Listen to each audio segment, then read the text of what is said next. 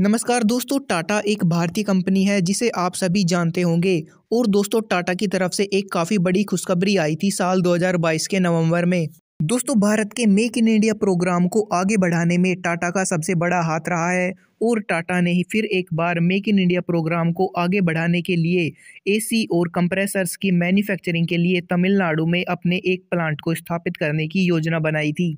दोस्तों, टाटा जिन वोल्टास एसी के manufacturing plant को तमिलनाडु में स्थापित करने वाली थी, जो कि भारत के लिए काफ़ी ज़्यादा महत्वपूर्ण थी, क्योंकि इससे पहले वोल्टास के एसी को कंप्लीटली असेंबल यूनिट के रूप में विदेशों से आयात किया जाता था, या फिर विदेशों से आयात किए जाने वाले पार्ट्स को भारत में ही असेंबल किया जाता था। इसका सीधा सा मतलब है कि वोल्टास के एसी 100% मेड इन इंडिया नहीं थे।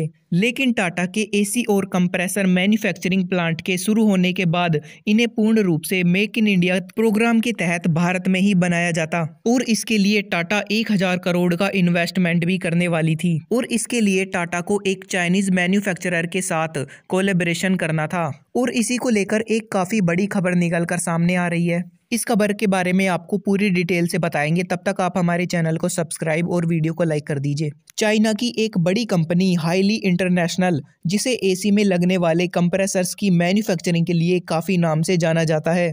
और इस चाइनीज कंपनी के साथ टाटा को एक जेवी पैक्ट साइन करना था। लेकिन गलवान घटना और बॉर्डर पर लगातार चाइना की भड़काने वाली हरकतों को देखते हुए इंडियन गवर्नमेंट ने उन सभी इन्वेस्टमेंट पर रोक लगा दी, जिसमें भारतीय कंपनियां चाइनीज कंपनियों के साथ जेवी पैक्ट साइन करने वाली है। इसके लिए सरकार की तरफ से एक गाइडलाइन जारी की गई थी, जिसमें अगर किसी भी भारतीय कंपनी को चाइनीज फर्म के साथ कोलैबोरेशन करना है तो उसे सरकार की परमिशन लेनी जरूरी है। और इसीलिए टाटा ने भी एक ऑफिशियल रिक्वेस्ट इंडियन गवर्नमेंट के पास भेजी। लेकिन अब टाटा की तरफ से एक बड़ी खबर आ रही है कि इंडियन गवर्नमेंट की तरफ से कोई भी रिप्लाई अभी तक नहीं आया है। दोस्तों, टाटा एसी और कंप्रेसर्स की मैन्युफैक्चरिंग को इंडिया में बढ़ावा देने के लिए इस जेवी पैक्ट को साइन करने वाली थी, लेकिन सरकार की तरफ से कोई भी रिप्लाई न आने की वजह से इस जेवी पैक्ट को होल्ड पर डाल दिया गया है।